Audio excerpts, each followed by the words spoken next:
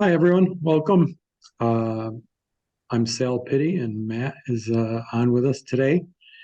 On behalf of our team, we're here to give you some insight into what's been happening in the markets and economy and expectations. Part of our responsibility is to keep our clients informed on what's going on, what they should be thinking about, uh, or what they may or may not know. Um, and we hope to make you a little bit more informed by the end of this than you were before. And something perhaps might resonate with you by the time that this is over. And I suspect we'll probably go 25 minutes. It's not a long conversation, but we'll take some questions and answers afterwards if there are any. So we're going to keep today's discussion general, not too technical.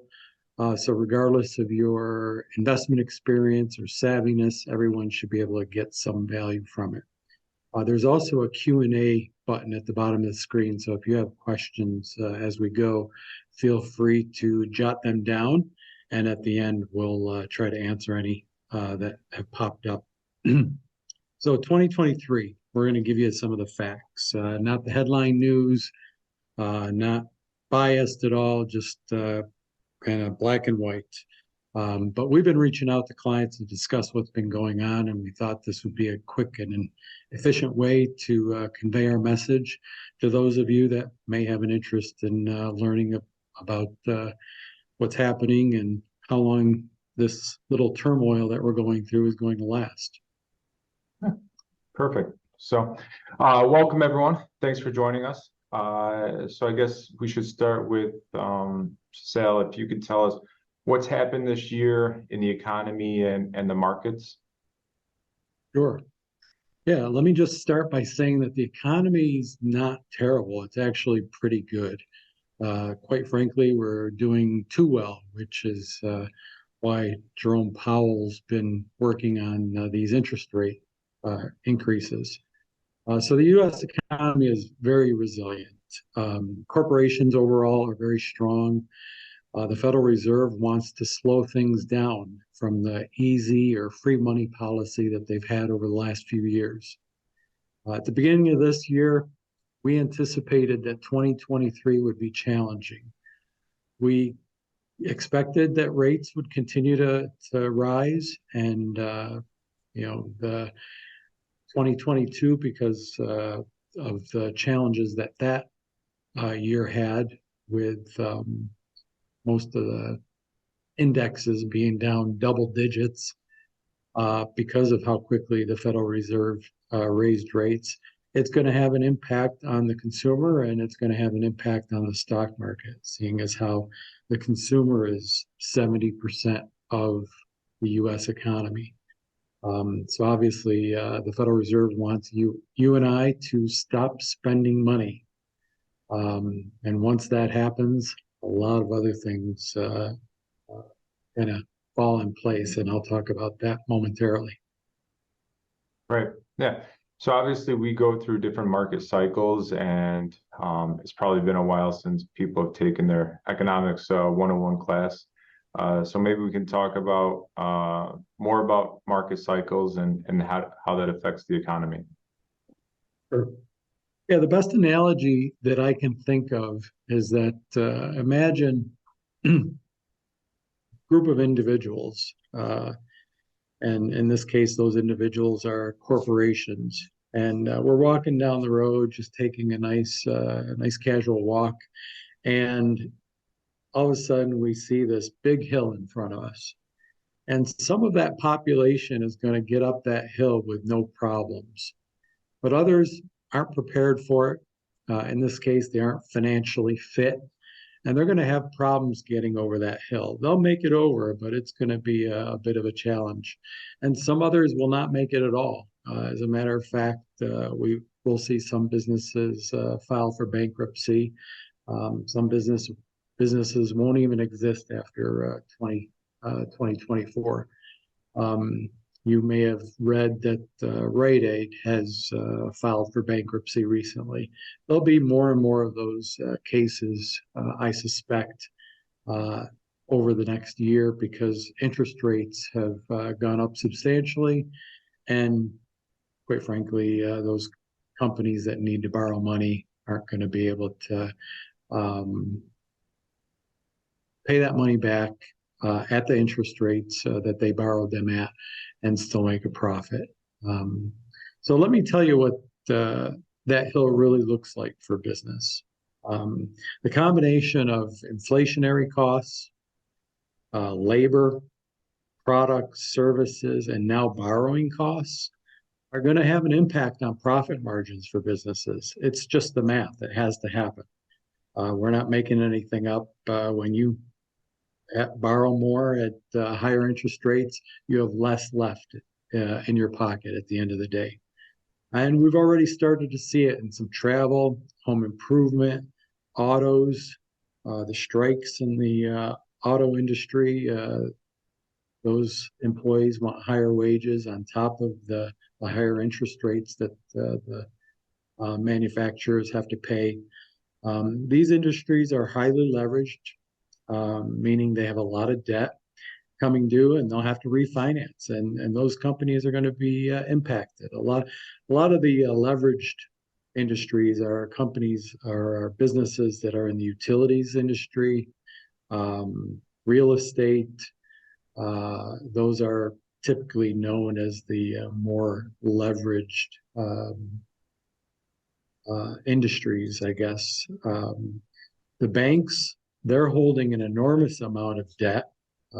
They bought probably trillions of dollars worth of treasury bonds at 2% back a year or so ago, and those bonds are worth a lot less than what they bought them for, because when interest rates rise, the bond values fall. So these banks, typically not the big money center banks like the JP Morgans and the Bank of Americas of the world, but the regional banks, those smaller banks, are going to show exactly probably over the next couple of quarters how they stand and what cracks are in their armor. If the economy continues to weaken, meaning if the consumer really does pull back and doesn't spend, we're going to see higher unemployment rates, which again is normal. I mean, we've been in a situation for quite some time where there's just been vacancies of jobs, not enough people to fill them. So higher unemployment rate sounds like it's a bad thing, but might not necessarily a bad thing. It might balance the scales a little bit more and push those inflation factors down a little bit. Now, I know we touched on interest rates a little bit, but can we go into a little more detail and maybe the impact that it has on the markets? Sure. Yeah, the impact that we're seeing, our firm is seeing a ton of clients come to us from banks that they were getting low rates of return on their bank money. CDs were paying 1%. Savings accounts were paying a fraction. Now their dollars can be reinvested. We got CD rates at 5.5% or better, and bonds, corporate bonds, are even paying a higher interest rate. So when you think about it, what pushes the stock market higher? It's those dollars going into the market, providing a demand for stocks, because where else could people put money a year? Well, if you think about it, for the last 15 years prior to 2023, you couldn't make any money on fixed income investments. They were abysmal returns. So now those dollars that would normally go into the stock market and push stock prices higher, where are they going? They're going into bonds, they're going into CDs. Why? Because the returns are a lot better than they have been for for the last 15 years. And thus, the stock market's gonna feel the pain a little bit, and the bond market will start collecting those dollars, and the bond prices will eventually pick up because of that demand. It's just competing. The dollar goes where there's a competitive rate of return, where people can make a good rate of return at a lower risk. So it's really a supply and demand. It's the basic theory of supply and demand by Adam Smith back in 1776, working the same way today as it's worked back then. Great. Maybe we can switch gears a little bit, maybe talk about some geopolitical issues. For the last year or two, it's been about the war in Ukraine with Russia, and now we have a war in Israel. Thoughts on that effect on markets, both domestically and internationally?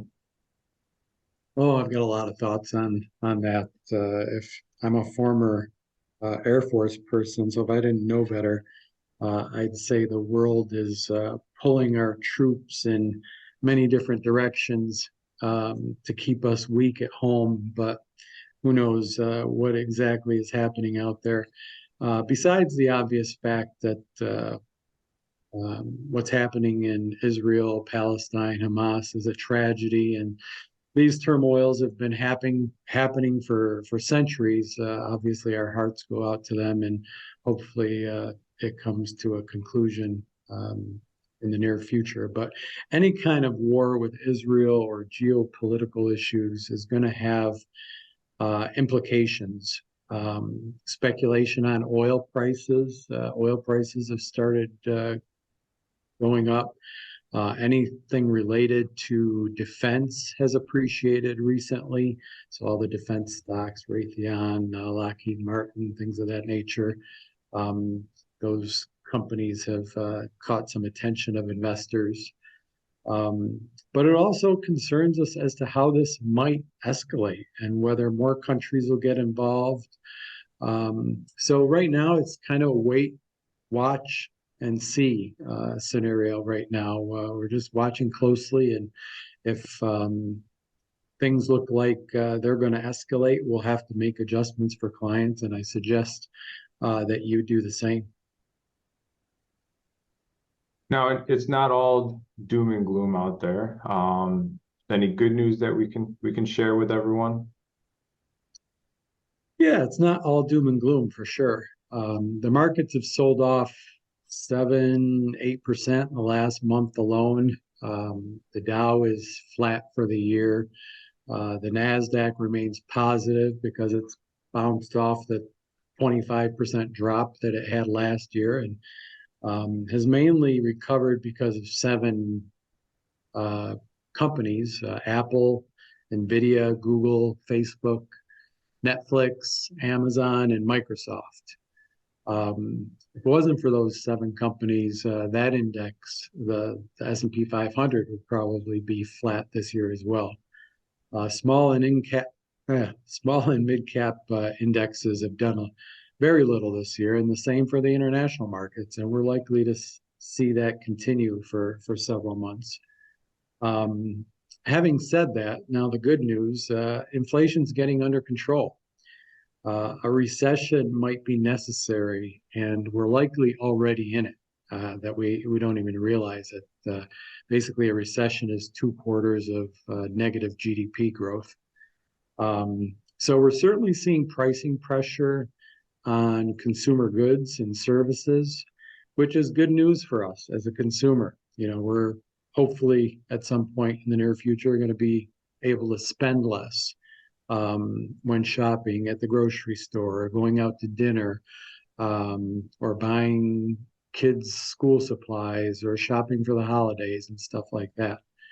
The supply chain issues of last year are cleaned up and getting better every day. The elections next year will likely cause some policymakers to make decisions that help investors in the short term, in our opinion, and try to win votes. A long-term recession is not good for politicians.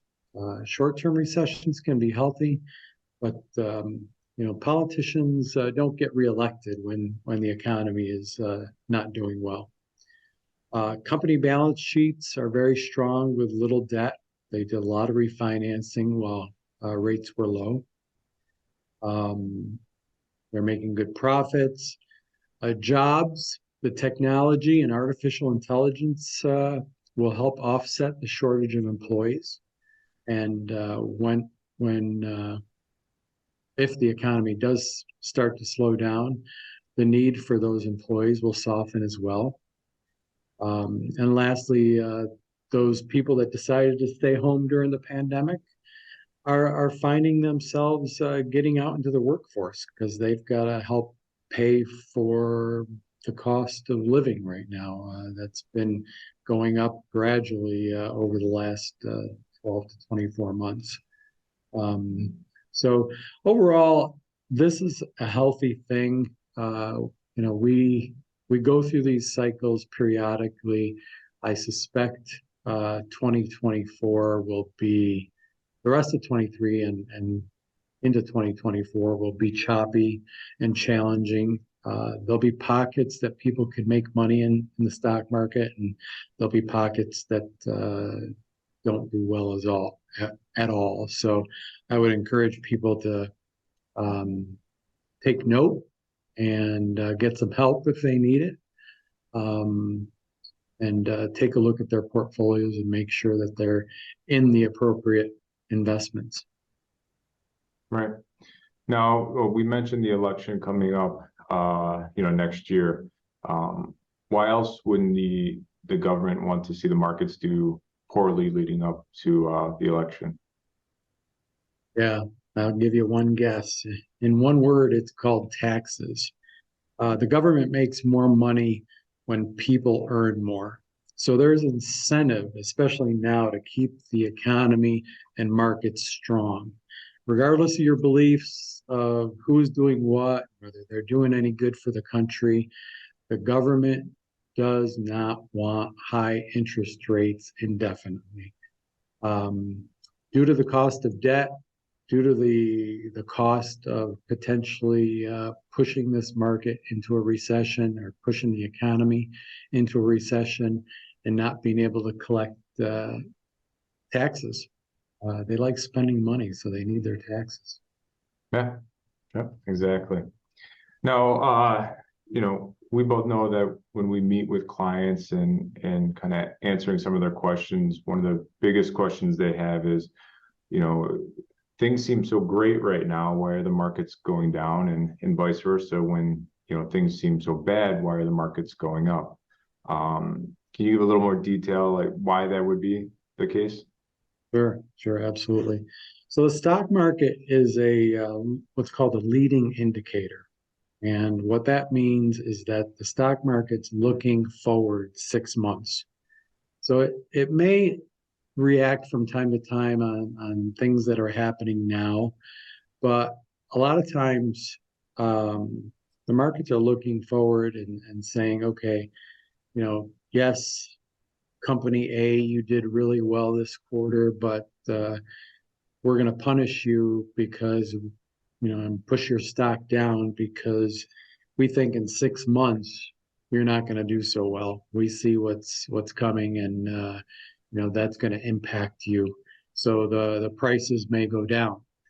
On the other hand, because the markets are forward looking, company that's doing poorly right now could their stock price may go up because the markets may see something impacting that particular company or that particular industry, and thus propels the stock on an upward trajectory. So I would say good news or bad news, the markets are always forward looking about 6 months as to what's to come. And it may or may not correspond to what's currently happening.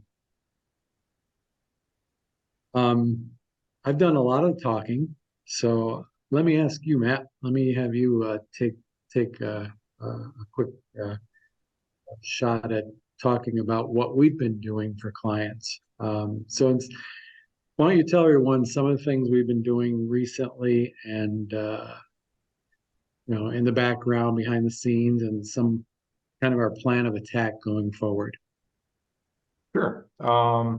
So, we've recently over the last, couple months, 2, 3 months, have been moving to a slightly more conservative approach, especially compared to where we were in the last 12 months. We've obviously been purchasing a lot more CDs over the last year, staying diversified, trying to avoid interest rate sensitive investments, and investing in quality stocks, both domestically and internationally. We've also been using a unique investment called buffered ETFs. These investments, and we'll keep it simple. Let's say we're buying a buffered ETF on the S&P 500, and this investment's for 12 months from now. It's going to offer a 10% buffer on the downside. And what that means is if the S&P 500 is down 5%, you'll be flat, you'll be down 0.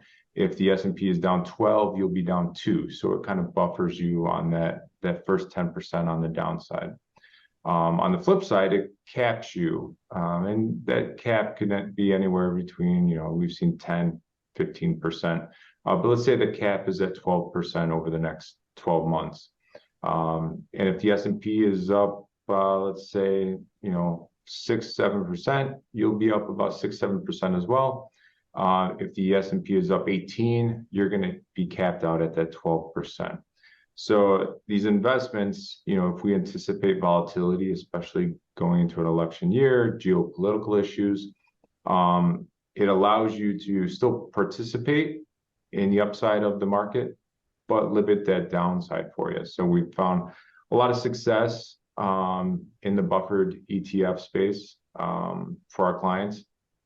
And then we continue to have our portfolio reviews by our third parties each quarter. So we have meetings with analysts and portfolio managers of Goldman Sachs and JP Morgan and American funds. And what they do is they take a look at our portfolio on a quarterly basis.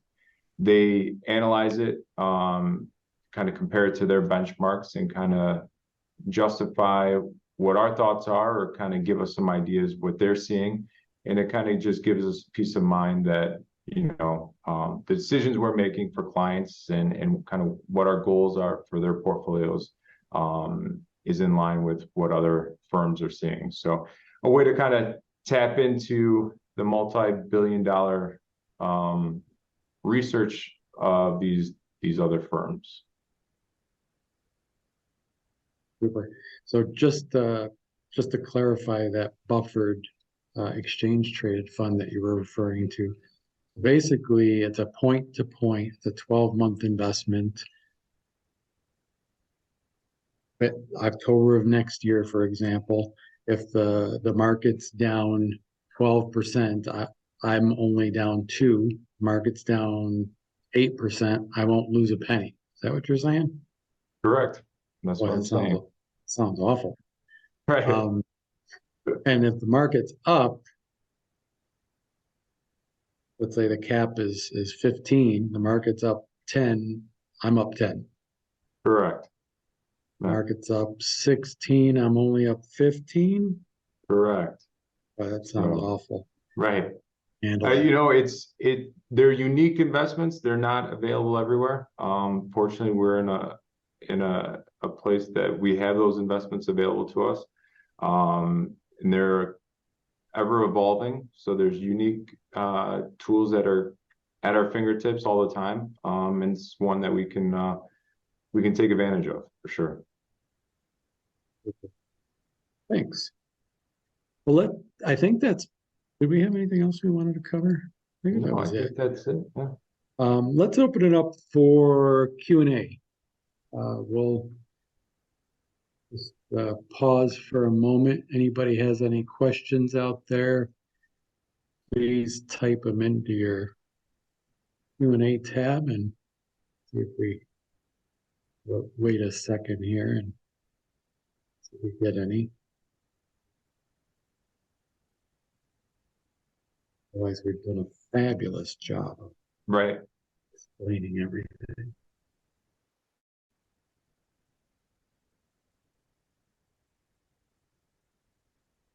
Right. I don't actually one question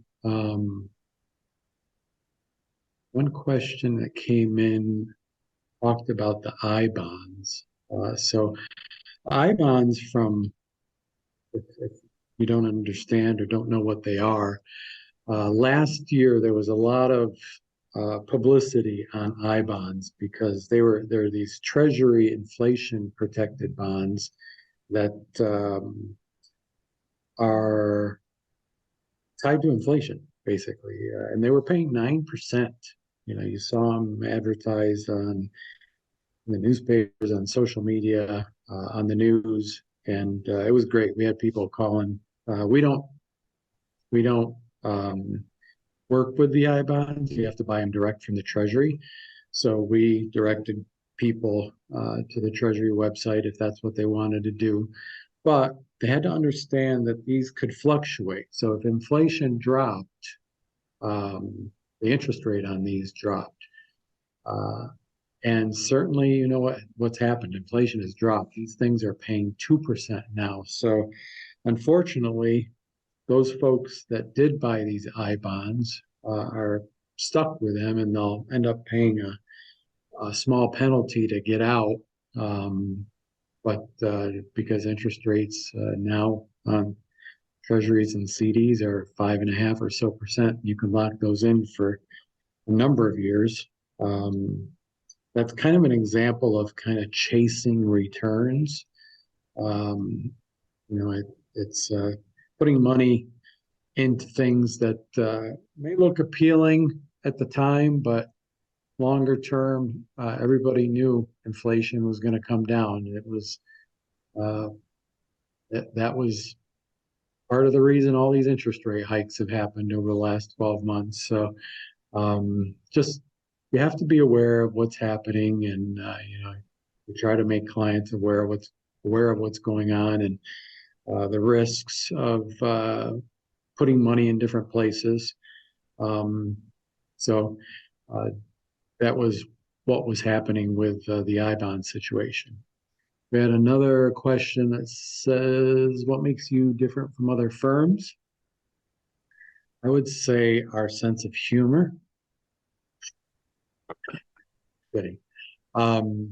We've got a lot of things that make us different. I won't spend a lot of time on this question, but you know, our ability as an independent registered investment advisor,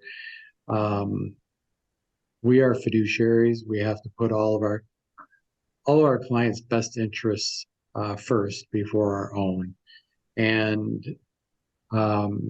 you know, certainly if we're found not doing that, we could be fined or lose our licenses, etc. So that's one thing. And the other thing is a lot of these larger firms don't have the capability to offer a variety of different investments like the one Matt was talking about earlier. Because of the fact that the larger firms tell their advisors what they can offer within this box. And if it doesn't fit within this box, they can't utilize it. You know, we worked for a larger firm I was there 21 years. Matt was there 10. So we didn't know what we didn't know, but we learned very quickly because we just finally saw the writing on the wall. But those two in particular, and the fact that we kind of work with our clients. We get to know them one-on-one. We have relationships with them. We understand them. And quite frankly, they trust us wholeheartedly. And if there's ever a situation where we lose that trust, they need to find a different advisor. So I hope that answers your question. I think a combination of a variety of things makes us different. And if you're ever interested in learning a little bit more, we'd be happy to sit down with you and talk to you about um, your financial situation and how we work, and kind of a get to know you session. Yeah, it looks like that's it for questions. Yep. Yeah, and lastly, if you are wondering if you should be doing something differently, or maybe your situation has changed, you've changed jobs, married, divorced, ready to retire, maybe an inheritance or sold a business or property, any life event, or maybe you just want a second opinion on your investments and your portfolio, and kind of want to put a financial plan together, reach out to us. We're more than happy to sit down and kind of go over those questions that you have and give you the guidance that you need, and maybe make sure that you're in the appropriate financial plan and tax planning strategy, and that's what we're here for. So don't hesitate to reach out to us. We look forward to helping you out. Great. Thanks, everyone. Have a great weekend, and hopefully you don't get much rain and you get to enjoy yourselves. Have a great day.